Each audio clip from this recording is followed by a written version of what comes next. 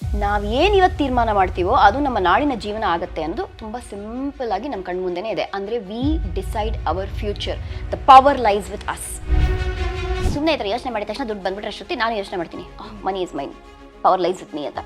ಹೌದು, ಸುಮ್ಮನೆ ಯೋಚನೆ ಮಾಡಿ, ನಿಜವಾಗಿ ಬರುತ್ತೆ. ಸೊ ಅಸಂಪ್ಷನಿಂದ ನಮ್ಮ ಜೀವನನ ಕಟ್ಕೋಬೋದು, ಇಲ್ಲ ನಮ್ಮ ಜೀವನನ ಹಾಳು ಮಾಡ್ಕೋಬೋದು, ಎರಡೂ ಸಾಧ್ಯ.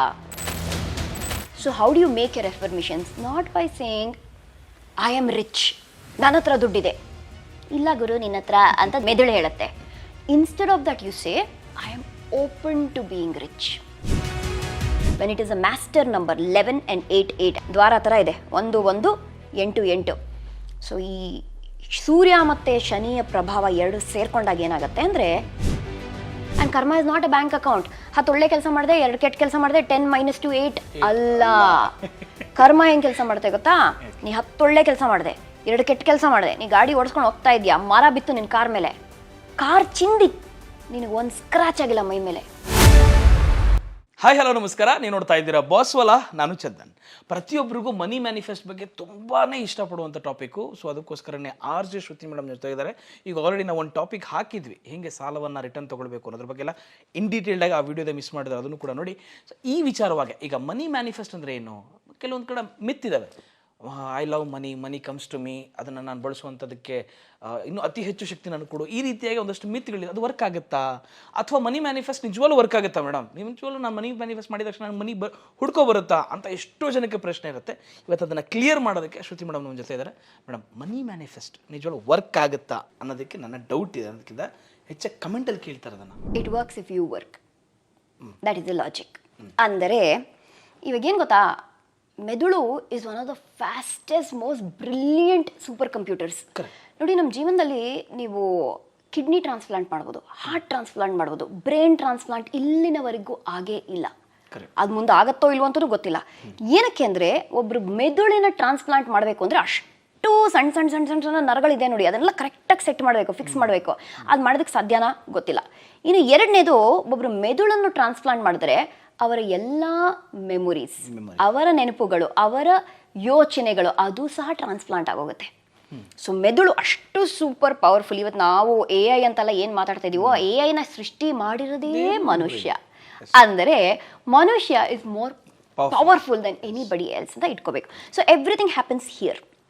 ಇಲ್ಲಿ ಏನಾಗುತ್ತೋ ಅದೇ ಮುಂದೆ ನಮ್ಮ ಜೀವನದಲ್ಲಿ ಆಗುತ್ತೆ. ಇವಾಗ ನೋಡಿ, ಇವತ್ತು ನೀವು ಆ್ಯಂಕರ್ ಆಗಿದ್ದೀರಾ, ನಾನು RJ ಆಗಿದ್ದೀನಿ, I have my own brand, all these things are happening. ಇವತ್ತು ನಾನು ಏನು ಮಾಡ್ತಿದ್ದೀನೋ ಅದು ಅಚಾನಕ್ಕಾಗಾಯ್ತಾ? ಇಲ್ಲ.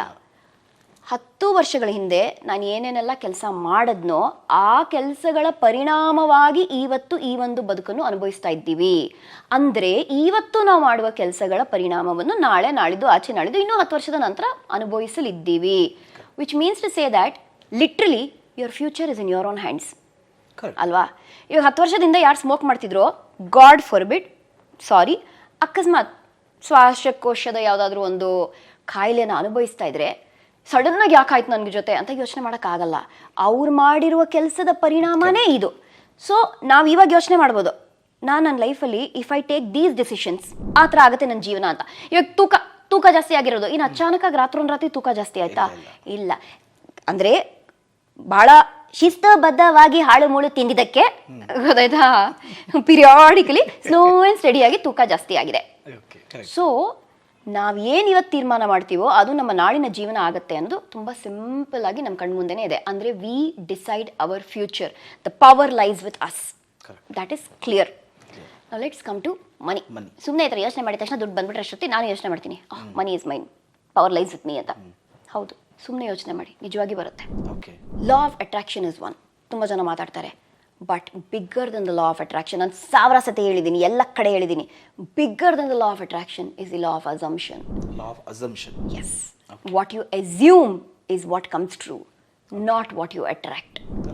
ನಾನು ಅಟ್ರಾಕ್ಟ್ ಮಾಡಬೇಕು ಅಂತ ಅನ್ಕೊಂಡಿದ್ದೀನಿ $1 million, but if I don't assume it, ನನ್ನ ಹತ್ರ ಅದು ಇದೆ ಅಂತ ನಂಗೆ ಊಹೆನೇ ಆಗ್ತಾ ಇಲ್ಲ ಅಂದರೆ ನಂಬಕ್ಕೆ ಆಗ್ತಿಲ್ಲ. ಹಿಂಗಿರುತ್ತೆ ಗುರು, ನನ್ನ ಹತ್ರ ಎಲ್ಲಿಂದ ಬರುತ್ತೆ, ಯಾವ ಆ್ಯಂಗಲಿಂದ ಬರುತ್ತೆ, ಯಾರು ಕೊಡ್ತಾರೆ ನಂಗೆ $1 million? ಕಷ್ಟ. ಐ ಕಾಂಟ್ ಅಸ್ಯೂಮ್ ಇಟ್ ಅಂದಾಗ ಎಲ್ಲಿಂದ ಬರುತ್ತೆ? ಬರಲ್ಲ. ಐ ಅಸ್ಯೂಮ್ ದ್ಯಾಟ್ ನಮ್ಮ ತಾತ ಫೇವ್ರೆಟ್ ಮೊಮ್ಮಗಳು ನಾನೇ, ಆಸ್ತಿ ಎಲ್ಲ ನನ್ನ ಹೆಸರಲ್ಲೇ ಬರೀತಾರೆ ಅಂತ. ತಾತ ಬರೀತಾರೆ ನನ್ನ ಹೆಸರಲ್ಲಿ. ಯಾಕೆ ಅಸಂಪ್ಷನ್ ಹಿಂದೆ ಒಂದು ಕಾರಣ ಇದೆ. ಮೊದಲಿಂದಾನೇ ತಾತ ಹೇಳ್ಕೊಂಡ್ ಬಂದರೆ ನೀನೇ ನನ್ನ ಫೇವ್ರೇಟು ಅಂತ ಗೊತ್ತು. Assumptions are only true if I assume Chandan doesn't like me. ನನ್ನ ಹಾವಭಾವದಲ್ಲಿ ಬದಲಾವಣೆ ಇರುತ್ತೆ. ನಾನು ನಿಮ್ಮ ಹತ್ರ ಹಿಂಗೆ ಮಾತಾಡ್ತೀನಿ, ನನ್ನ ವರ್ತನೆ, ನನ್ನ ಒಂದು ಫೇಸಲ್ಲಿ ನನ್ನ ಎಕ್ಸ್ಪ್ರೆಷನ್ಸ್ ಎಲ್ಲ ಬದಲಾಗುತ್ತೆ. ಅದು ನಿಜ ಆಗಿಲ್ಲದೆ ಇರಬಹುದು, ನಿಮ್ಮ ಮನಸ್ಸಲ್ಲಿ ಆ ಥರ ನನ್ನ ಬಗ್ಗೆ ಯಾವ ಭಾವನೆಯೂ ಇಲ್ಲದೆ ಇರಬಹುದು. ಆದರೆ ನನ್ನ ಈ ಒಂದು ರೂಪವನ್ನು ನೋಡಿ ನಿಮ್ಮ ಮನಸ್ಸಲ್ಲಿ ಎಷ್ಟು ಆ್ಯಟಿಟ್ಯೂಡ್ ಗುರು, ಈ ಹುಡುಗಿಗೆ ಎಷ್ಟು ಆ್ಯಟಿಟ್ಯೂಡ್ ಇದೆ, ಎಷ್ಟು TG ಇದೆ ಅಂತ ನೀವು ಅಂದ್ಕೊಳ್ತೀರಾ. ಆವಾಗ ನಿಮ್ಮ ಮನಸ್ಸಲ್ಲಿ ಏನು ಬರುತ್ತೆ? ಐ ಡೋಂಟ್ ಲೈಕ್ ಹರ್ ಅಂತ. So do you really not like me? No. ನನ್ನ ಅಸಂಪ್ಷನಿನ ಕಾರಣದಿಂದ, ನಾನು ನಿಮಗೆ ಮೂಡಿಸಿದ ಭಾವನೆಯಿಂದ you actually decided not to like me. So ಯಾರು ತಪ್ಪದು? ಸೊ ನೀವು ಹಿಂಗೆ ರಿಯಾಕ್ಟ್ ಮಾಡಿದೆ ಅದ್ರ ಮೇಲೆ ಡಿಪೆಂಡ್. ಕರೆಕ್ಟ್. ಸೊ ನಿಮ್ಮ ತಪ್ಪಲ್ಲ that you don't like me, ನನ್ನ ಅಸಂಪ್ಷನ್ ಅದು. Correct. So assumption is very important. ಊಹೆಗಳಿಂದ ಭಾಳಷ್ಟು ಮಿಸ್ಟೇಕ್ ಬಿಕೇಮ್ ರಾಂಗ್ಗಳು ಆಗುತ್ತೆ ಜೀವನದಲ್ಲಿ. ಊಹೆಗಳಿಂದ ಮನೆಗಳೇ ಒಡೆದೋಗಿದೆ. ಜಸ್ಟ್ ಅಸ್ಯೂಮ್ ಮಾಡ್ಕೊಂಡೆ ನನ್ನ ಗಂಡನಿಗೆ ಅಫೇರ್ ಇದೆ ಅಂತ, ಅದು ನಿಜಾನೇ ಅಲ್ಲ ಅಂತ ಇಟ್ಕೊಳ್ಳಿ, ಅಸಂಪ್ಷನಿಂದ ಒಂದು ಮನೆನೇ ಹಾಳಾಗೋಗುತ್ತೆ. ಸೊ ಅಸಂಪ್ಷನಿಂದ ನಮ್ಮ ಜೀವನನ ಕಟ್ಕೋಬೋದು, ಇಲ್ಲ ನಮ್ಮ ಜೀವನನ ಹಾಳು ಮಾಡ್ಕೋಬೋದು, ಎರಡೂ ಸಾಧ್ಯ. So law of assumption equals law of attraction. ಅಯ್ಯೋ ನನ್ನ ಜೀವನದಲ್ಲಿ ಏನು ಬರ್ತಾನೆ ಇಲ್ಲ, ದುಡ್ಡು ಬರ್ತಾ ಇಲ್ಲ ಅಂತ ಅನ್ಕೊಂಡ್ರೆ because you are assuming that you don't have anything, ಏನು ಬರ್ತಾ ಇಲ್ಲ. ಅದೇ ಇಫ್ ಯು ಅಸ್ಯೂಮ್ ಎಲ್ಲ ಬರುತ್ತೆ, everything will come with ease, ಎಲ್ಲ ಆರಾಮಾಗಿ ಬರುತ್ತೆ. ಯಾಕೆ ಬರಲ್ಲ? I am intelligent, I am smart, I am a smart worker, ನನ್ನ ಹತ್ರ ಕೌಶಲ್ಯಗಳಿವೆ, ಏನಕ್ಕೆ ಬರಲ್ಲ? ದುಡ್ಡು ಬಂದೇ ಬರುತ್ತೆ. So remember, law of assumption is bigger than the law of attraction. So ಈ ಮ್ಯಾನಿಫೆಸ್ಟೇಷನ್ಸ್ ಅಂತ ಬಂದಾಗ, ಅಫರ್ಮೇಷನ್ಸ್ ಅಂತ ಬಂದಾಗ ತುಂಬ ಜನ ಹೇಳ್ತಾರೆ ವರ್ಕೇ ಆಗಲ್ಲ, I am a money magnet ಅಂತ ಹೇಳಿ ನಾಲ್ಗೆನೇ ತಿರುಗ್ತಾ ಇಲ್ಲ, ಸಾಕಾಗೂ ಇದೆ, ಬಟ್ ಮನಿ ಅಂತೂ ಬರ್ತಾ ಇಲ್ಲ ಅಂತ.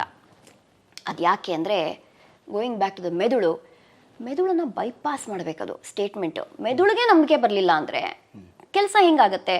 ನಮ್ಮ ಉಪಪ್ರಜ್ಞೆ ಮನಸ್ಸು ಭಾಳ ಸೂಕ್ಷ್ಮವಾದದ್ದು. ಅದರಲ್ಲಿ ನಾವು ಏನು ಹಾಕ್ತೀವೋ ಅದಕ್ಕೆ ಇದು ಸತ್ಯ, ಅದು ಸುಳ್ಳು ಎಂಬುವ ಭೇದ ಭಾವ ಇಲ್ಲ. The mind does not know what is reality and imagination. ಅದಕ್ಕೆ ನಾವು ಹೇಳೋದು, whatever you assume will come true. If you imagine that you are beautiful, ಆ ಒಂದು ಆರಾಲ್ ಗೊತ್ತಾಗುತ್ತೆ. ಯಾರಾದರೂ ನೋಡಿ ನಿಮ್ಗೆ ಹೇಳ್ತಾರೆ, ತುಂಬ ಚೆನ್ನಾಗಿ ಕಾಣ್ತಾ ಇದ್ದೀರಾ ನೀವು, ಯು ಲುಕಿಂಗ್ ಬ್ಯೂಟಿಫುಲ್ ಅಂತ. You don't have to be beautiful to look beautiful, you have to imagine. ಅದೇ ನೀವು ನಾನು ಏನೋ ಇದ್ರಲ್ಲಿ ದಪ್ಪ ಕಾಣ್ತಾ ಇದ್ದೀನಿ ಅನ್ಕೊಳ್ಳಿ, ನೀವು ಸಣ್ಣ ಕಾಣ್ತಿದ್ರು ದಪ್ಪ ಫೀಲ್ ಇರೋದ್ರಿಂದ ವಿಚಿತ್ರವಾಗಿರ್ತೀರಾ. ಆ್ಯಂಡ್ ಯಾರೋ ಕೇಳ್ತಾರೆ, ಏನಕ್ಕಿದು ಈ ಡ್ರೆಸ್ ನಿಂಗೆ ಸೂಟೇ ಆಗ್ತಿಲ್ವಲ್ಲ, ನೋಡ್ತೀಯ ನಾನು ಹೇಳಿಲ್ವ ನಾನು ದಪ್ಪ ಕಾಣ್ತೀನಿ ಅಂತ. ಇಲ್ಲ, it is your assumption, you are making it come true.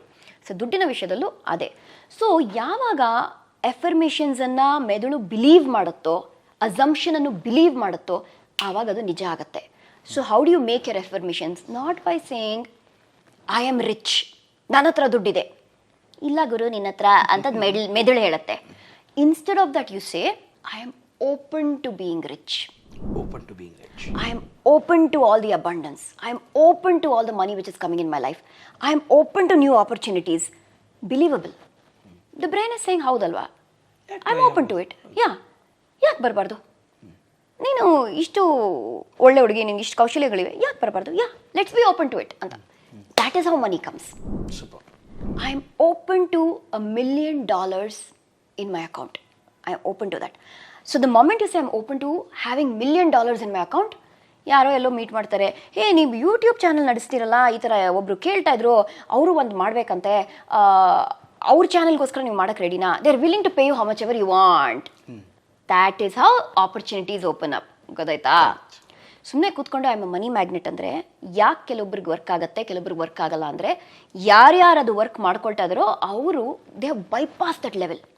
ಅವ್ರ level of assumption is very high. ಅವ್ರು ಹಿಂಗೆ ಅನ್ಕೊಂಡಿದ ತಕ್ಷಣ ಮ್ಯಾನಿಫೆಸ್ಟ್ ಮಾಡ್ಕೊಳ್ತಾರೆ. ಅದಕ್ಕೂ they have taken a lot of time and energy to get there. ಗೊತ್ತಾಯ್ತಾ? ಇನ್ನು ಯಾರ್ಯಾರು ಮ್ಯಾನಿಫೆಸ್ಟೇ ಆಗ್ತಿಲ್ವೋ ಅಂತ ಇದ್ದಾರೋ, please learn to say I am open to it. ಖುಲ್ಜಾ ಸಿಮ್ ಸಿಮ್ ಓಪನ್ ಸಿ ಸ್ಯಾಮ್ ಆಗುತ್ತೆ.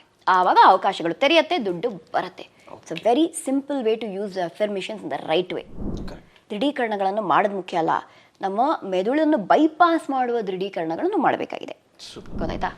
ಇನ್ನು ಮನಿ ಮ್ಯಾನಿಫೆಸ್ಟ್ ಬಗ್ಗೆ ಮಾತಾಡಿದ್ವಿ. ಇನ್ನು ಕರ್ಮ ಬಗ್ಗೆ ತುಂಬ ನಂಬ್ತಾರೆ ಶ್ರುತಿಯವರು. ನಾವು ಎಷ್ಟೊಂದಂಗೆ ನಾವು ಮಾತಾಡ್ತಿದ್ವಿ, ಅದು ನಾವು ಯಾರಿಗೊಬ್ರು ಕೊಡಬೇಕಾದ್ರೆ ಅದು ರಿಟರ್ನ್ ಹೇಗೆ ಬರಬೇಕು ಅನ್ನೋದಾದರೆ ಇಟ್ಸ್ ಆಲ್ರೆಡಿ ಡಿಸೈಡೆಡ್. ನಿಮ್ಮ ಹತ್ರ ಹೋಗಬೇಕು ಅನ್ನೋದೇ ಇದ್ದಿದ್ದದು, ಹೋಯಿತು ಅಂತ. ಬಟ್ ಕರ್ಮ ಬಗ್ಗೆ ಹೇಳೋದಾದ್ರೆ ಈ ದುಡ್ಡಿನ ವಿಚಾರದಲ್ಲಿ ಹೌ ಇಟ್ ವರ್ಕ್ಸ್? ಅಲ್ಲ, ಕರ್ಮ ಅಂದರೆ ಏನು? ಫಸ್ಟ್ ಆಫ್ ಆಲ್ ಕರ್ಮ ಅಂದರೆ ಅಯ್ಯೋ ನನ್ನ ಕರ್ಮ ಏನು ಚೆನ್ನಾಗಿ ನಡೀತಲ್ಲ ಅಂತಾರಲ್ಲ. ಕರ್ಮ ಇಸ್ ನಾಟ್ ಪನಿಷ್ಮೆಂಟ್. ನಾವು 1000 ಸತಿ ಹೇಳ್ಬಿಟ್ಟಿದ್ದೀವಿ. ಕರ್ಮ ಅಂದರೆ ಆ್ಯಕ್ಷನ್.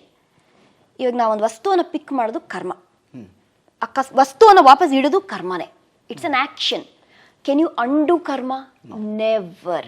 ಸುಮಾರು ಜನ ಹೇಳ್ತಾರೆ ಕರ್ಮನ ಅಂಡು ಮಾಡೋದಕ್ಕೆ ಪರಿಹಾರಗಳನ್ನು ಕೊಡ್ತೀವಿ.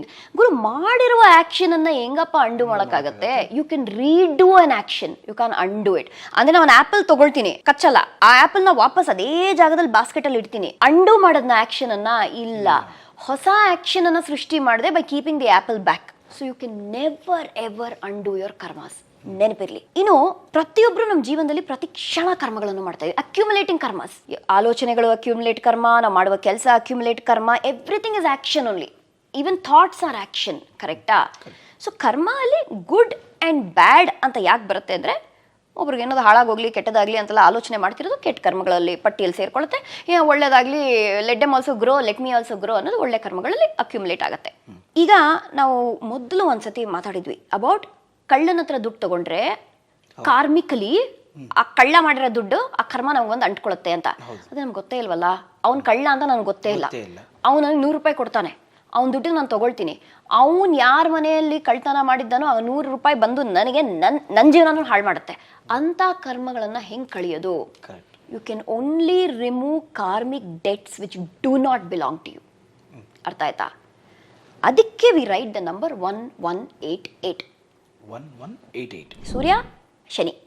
ಸೂರ್ಯ ಶನಿ ಆಲ್ವೇಸ್ ಡಿಶಮ್ ಗೊತ್ತಿದೆ ಅವರಿಬ್ಬರ ಸಂಬಂಧ ಹೆಂಗಿದೆ ಜೀವನದಲ್ಲಿ ಅಂತ. ಆದರೆ ಸೂರ್ಯನ ಅನುಗ್ರಹ ಮತ್ತು ಶನಿಯ ಅನುಗ್ರಹ ಎರಡು ಡಬಲ್ ಆಗಿ ಜೊತೆಗೆ ಸೇರ್ಕೊಂಡಾಗ when it is a master number 11 and 88. Actually ಅದನ್ನು 11 ಅಂತ ಕರೆಯಂಗಿಲ್ಲ, but I am telling you for you to understand.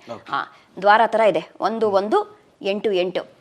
So ಈ ಸೂರ್ಯ ಮತ್ತು ಶನಿಯ ಪ್ರಭಾವ ಎರಡು ಸೇರ್ಕೊಂಡಾಗ ಏನಾಗುತ್ತೆ ಅಂದರೆ, ನೀವು ಕಳ್ಳ, ನೀವು ನನಗೆ 100 ರೂಪಾಯಿ ಕೊಟ್ರಿ, ಅದೇ ಅದರಲ್ಲಿ ನಾನು ಭಾಗಿ ಇಲ್ಲ ಗುರು. ನೀವು ಒಳ್ಳೆಯವರು, ನೀವು ತುಂಬ ಪುಣ್ಯ ಮಾಡಿದ್ದೀರಾ, ನೀವು ನನಗೆ 100 ರೂಪಾಯಿ ಕೊಟ್ರಿ, ನಿಮ್ಮ ಪುಣ್ಯದಲ್ಲೂ ನನಗೆ ಭಾಗ ಸಿಗಲ್ಲ, ನಿಮ್ಮ ಪಾಪದಲ್ಲೂ ಭಾಗ ಸಿಗಲ್ಲ, ನಿಮ್ಮ ಪುಣ್ಯದಲ್ಲೂ ಭಾಗ ಸಿಗಲ್ಲ. ಸೊ ಯಾವ ಕರ್ಮಗಳಿಗೆ ನಾವು we don't have to pay, ಆ ಕರ್ಮ ನಮ್ಮನ್ನು ಬಂದು ಅಂಟ್ಕೊಳ್ಳಲ್ಲ. ದಟ್ ಈಸ್ 1188 ಅನ್ನೋ ಪವರ್. ಅದು ಯಾವಾಗಲೂ ನನ್ನ ಮೈ ಮೇಲೆ ಇರುತ್ತೆ. ಕಪ್ಪು ಕಲರ್ ಪೆನ್ನಲ್ಲಿ 1188 ಅಂತ ಒಳಗೆ ಬರ್ಕೊಂಡ್ಬಿಟ್ಟಿರ್ತೀನಿ. ಜೀವನದಲ್ಲಿ ಎಷ್ಟು ಜನ ಭೇಟಿ ಮಾಡ್ತೀವಿ, ಪ್ರತಿನಿತ್ಯ ಭೇಟಿ ಮಾಡ್ತೀವಿ. ಇಮ್ಯಾಜಿನ್ ಪ್ರತಿಯೊಬ್ಬರು 1% ಕರ್ಮನೂ ನಮ್ಮ ಲೈಫಲ್ಲಿ ಅಕ್ಯುಮುಲೇಟ್ ಆಗೋದು. ನಮ್ಮ ಕಥೆ ಏನಾಗಬೇಕು? ನಾನು ಎಷ್ಟು ಒಳ್ಳೆಯವಳು, ನನಗೆ ಯಾಕೆ ಈ ಥರ ಆಗ್ತಿದೆ, ಅವ್ನು ಎಂಥ ಕಂತ್ರಿ ಅವನು, ಅಂದ್ರೆ ಅವ್ನು ಎಷ್ಟು ಖುಷಿಯಾಗಿದ್ದಾನಲ್ಲ ಜೀವನದಲ್ಲಿ ಅಂತ ಎಷ್ಟು ಜನ ಅನ್ಕೊಂಡಿದ್ದಾರೆ. ಕರ್ಮ ಇಸ್ ನಾಟ್ ಟ್ರೂ ಅಂತಲೂ ಹೇಳೋರಿದ್ದಾರೆ. ಸೇಯಿಂಗ್ ದ್ಯಾಟ್ ಶ್ರುತಿ, ಕರ್ಮ ನಿಜವಾಗ್ಲೂ ವರ್ಕ್ ಆಗೋದಾದ್ರೆ ಅವ್ನು ಮಾತ್ರ ಅಷ್ಟೆಲ್ಲ ಕೆಟ್ಟ ಕೆಲಸ ಮಾಡ್ಕೊಂಡು ಹೆಂಗೆ ಖುಷಿಯಾಗಿದ್ದಾನೆ ಅಂತ. ದಟ್ ಈಸ್ ಬಿಕಾಸ್ ಕರ್ಮ ಅಕ್ಯುಮುಲೇಟ್ಸ್. ಕರ್ಮ ಇಸ್ ನಾಟ್ ಇವತ್ತು ಮಾಡಿದ್ದು ಇವತ್ತೇ ಅಂತ. ಅಫ್ಕೋರ್ಸ್ ಕಲಿಯುಗದಲ್ಲಿ ಇವತ್ತು ಮಾಡಿದ್ದು ಇವತ್ತೇ ಅನುಭವಿಸ್ತೀವಿ, ಅದು ಬೇರೆ ವಿಷಯ. ಆದ್ರೂ ಇದೆಯಲ್ಲ ಸಂಚಿತ ಕರ್ಮ, ಪ್ರಾರಬ್ಧ ಕರ್ಮ ಅಂತೆಲ್ಲ ಬೇರೆ ಬೇರೆ ರೀತಿಯ ಕರ್ಮ ಇದೆಯಲ್ಲ. ಏನೋ ಒಳ್ಳೇದು ಮಾಡಿದ್ದ ಅವನು, ಯಾವಾಗಲೂ ಒಳ್ಳೇದು ಮಾಡಿದ್ದ, ಅದ್ರ ಫಲ ಅನುಭವಿಸ್ತಾ ಇದ್ದಾನೆ ಅಷ್ಟೇ. ನಾವು ಯಾವಾಗಲೂ ಕೆಟ್ಟದ್ದು ಮಾಡಿದ್ವಿ, ಅದ್ರ ಫಲ ಅನುಭವಿಸ್ತಾ ಇದೀವಿ ಅಷ್ಟೇ. ಇವಾಗ ಒಳ್ಳೆಯವರಾಗಿರ್ಬೋದು, but can you know what you done earlier? Nobody knows. And karma is not a bank account. 10 ಒಳ್ಳೆ ಕೆಲಸ ಮಾಡಿದೆ, 2 ಕೆಟ್ಟ ಕೆಲಸ ಮಾಡಿದೆ, 10 - 2 8 ಅಲ್ಲ. ಕರ್ಮ ಹೆಂಗೆ ಕೆಲಸ ಮಾಡುತ್ತೆ ಗೊತ್ತಾ? ನೀ 10 ಒಳ್ಳೆ ಕೆಲಸ ಮಾಡಿದೆ, 2 ಕೆಟ್ಟ ಕೆಲಸ ಮಾಡಿದೆ, ನೀ ಗಾಡಿ ಓಡಿಸ್ಕೊಂಡು ಹೋಗ್ತಾ ಇದೆಯಾ, ಮರ ಬಿತ್ತು ನಿನ್ನ ಕಾರ್ ಮೇಲೆ, ಕಾರ್ ಚಿಂದಿ, ನಿನಗೆ ಒಂದು ಸ್ಕ್ರಾಚ್ ಆಗಿಲ್ಲ ಮೈ ಮೇಲೆ. ನೀನು 10 ಒಳ್ಳೆ ಕರ್ಮ ನಿನ್ನ ಪ್ರಾಣನ ಕಾಪಾಡ್ತು, ನೀನು 2 ಕೆಟ್ಟ ಕರ್ಮ ನಿನ್ನ ಗಾಡಿನ ಹಾಳು ಮಾಡ್ತು. ಅದಕ್ಕೆ ಅನುಭವಿಸಲೇಬೇಕು. There is no shortcuts. ಅದಕ್ಕೆ ಹೇಳೋದು ಪ್ರಜ್ಞಾಪೂರ್ವಕವಾಗಿ ಎಷ್ಟಾಗುತ್ತೋ ಅಷ್ಟು ಒಳ್ಳೆಯದನ್ನು ಮಾಡಿ ಅಂತ. The more you do good, the more good will find you. Boomerang effect ಅಷ್ಟೇ. That is how karma works, and that works in everything in life. ಇವರು ರಾಬರ್ಟ್ ಕಿಯೋಸಾಕಿ ಅಂತ ಕೇಳಿದ್ದೀರಾ? ರಿಚ್ ಡ್ಯಾಡ್ ಪುವರ್ ಡ್ಯಾಡ್ ಯಾರು ಕೇಳಿಲ್ಲ? ಇವಾಗ manifestations ಎಲ್ಲ ಪಕ್ಕ ಇಟ್ಬಿಡೋಣ, numbers ಎಲ್ಲ ಪಕ್ಕ ಇಟ್ಬಿಡೋಣ. Practically let's talk a few things. Robert Kiyosaki ಅವರ ರಿಚ್ ಡ್ಯಾಡ್ ಪುವರ್ ಡ್ಯಾಡ್ ಪುಸ್ತಕ ಬಿಟ್ಟು ಕ್ಯಾಶ್ ಫ್ಲೋ 101 ಅಂತ ಒಂದು ಬೋರ್ಡ್ ಗೇಮನ್ನು ಸೃಷ್ಟಿ ಮಾಡಿದ್ರು. ಹೆಂಗೆ ನಾವು ಈಗ ಮೊನೋಪೊಲಿ ಗೇಮನ್ನು ಆಡ್ತೀವೋ ಆ ರೀತಿಯಲ್ಲಿ ಇಟ್ಸ್ ಕಾಲ್ಡ್ ಕ್ಯಾಶ್ ಫ್ಲೋ 101. ಇದರಲ್ಲಿ ಹೆಂಗೆ ಅಂದರೆ, ಒಂದು ವೃತ್ತಿಯನ್ನು ಆಯ್ಕೆ ಮಾಡ್ಕೋಬೇಕು ನೀವು. ನಾನು ಡಾಕ್ಟರು, ನಾನು ಇಂಜಿನಿಯರು, ನಾನು ಟೀಚರು ಅಂತ ವೃತ್ತಿ ಆಯ್ಕೆ ಮಾಡ್ಕೊಳ್ತೀವಿ. ಆ ವೃತ್ತಿಗಿಷ್ಟು ಸಂಬಳ ಅಂತ ಇರುತ್ತೆ, ಆ ವೃತ್ತಿಗಿಷ್ಟು ಖರ್ಚು ಅಂತ ಇರುತ್ತೆ. ಲಿಟ್ರಲಿ ಒಂದು ಬೋರ್ಡ್ ಗೇಮಿನ ಮೂಲಕ ದುಡ್ಡನ್ನು ಹೆಂಗೆ ಹೂಡಿಕೆ ಮಾಡೋದು, ದುಡ್ಡನ್ನು ಎಲ್ಲೆಲ್ಲಿ ಖರ್ಚು ಮಾಡಬಹುದಾಗಿದೆ, ಯಾವ ರೀತಿಯಲ್ಲಿ you can actually make money ಅಂತ ಹೇಳ್ಕೊಟ್ಟಿದ್ದಾರೆ. It's a brilliant game, Robert Kiyosaki ಅವರು. In fact if you go to his website, online version of that game ಆಡ್ಬೋದು, ಸಿಮ್ಯುಲೇಟರ್ಸ್ ಎಲ್ಲ ಹಾಕಿದ್ದಾರೆ. So I suggest people to go and play that game. ಈಗ ಒಂದು ಹೇಳ್ತೀನಿ, doctors ಎಷ್ಟು ದುಡ್ಡು ಮಾಡ್ತಾರೆ ಗುರು ಅಂತ ನಾವು ಮಾತಾಡ್ತೀವಿ, ಕರೆಕ್ಟಾ? ಸಿಂಗ್ಳು ಯಪ್ಪ ದೇವ್ರೆ, ಡಾಕ್ಟರ್ ಆಗಿದ್ರೆ ಲಕ್ಷ ಬರುತ್ತೆ ಅಂತ. ಆದರೆ ಆ ಡಾಕ್ಟರ್ ಓದೋದಕ್ಕೆ ಎಷ್ಟು ಲಕ್ಷ ಖರ್ಚು ಮಾಡಿದ್ರು ಅವರು, ಯಾರಾದರೂ ಯೋಚನೆ ಮಾಡಿದ್ರಾ? ಯಾರು ಯೋಚನೆ ಮಾಡಲ್ಲ ಅದನ್ನ. ಮೆಡಿಕಲ್ ಸೀಟ್ ಏನು ದಾಳಂಬ್ರಿ ತಗೊಳ್ಳೋಷ್ಟು ಚೀಪಾಗಿದೆಯಾ? ಇಲ್ಲ. ಆ್ಯಂಡ್ ಮೆಡಿಕಲ್ಗೆ ಓದೋದು ಅಷ್ಟೇ ಕಷ್ಟ ಇದೆಯಲ್ಲ. ಆ ಓದಿನ ಪಯಣ ಮುಗಿದೇ ಇಲ್ಲ, ನಡೀತಾನೆ ಇರೋದು. ನಾವು ಸತ್ತೋಗ್ತೀವಿ, ಅದೇ ಓದ್ತಾನೆ ಇರಬೇಕು, ಹೊಸ ಕಾಯಿಲೆ ಬರ್ತಾನೆ ಇರುತ್ತೆ. ದಿನಾಗ್ಲೂ ಒಂದು ಹೊಸ ಇದು ಯಾವುದು ವೈರಸ್ಸು, ಬ್ಯಾಕ್ಟೀರಿಯಾ, ಅದ್ರ ಬಗ್ಗೆ ರಿಸರ್ಚ್ ಮಾಡ್ಬೇಕು ಅವರು. ಅದಕ್ಕೊಂದು ಪರಿಹಾರ ಹುಡ್ಕೋಬೇಕು. ಸೊ ಆ ರಿಚ್ ಡ್ಯಾಡ್ ಪುವರ್ ಡ್ಯಾಡ್ ಏನೋ ಆ ಥರ ಅದನ್ನೇ ಹೇಳ್ಕೊಡ್ತಾರೆ. ನಾವೇನು ನೋಡೋದು ಅಂದರೆ ವಿಲ್ಸೆ ಇಂಜಿನಿಯರು ಇಷ್ಟು ದುಡ್ಡು ಮಾಡ್ಕೊಳ್ತಾನೆ, ಆದರೆ ಇಂಜಿನಿಯರಿಂಗ್ ಮಾಡೋದಕ್ಕೆ ದುಡ್ಡು ಖರ್ಚಾಯಿತು. ಖರ್ಚು and making money are interlink together. Very practically will teach you through the game how to save money and how to make more money. It is a must. ನಾನು ಹೇಳೋದು everybody please experimented cash flow 101 ಅಂತ. Boss ವಾಲಾ, be the boss.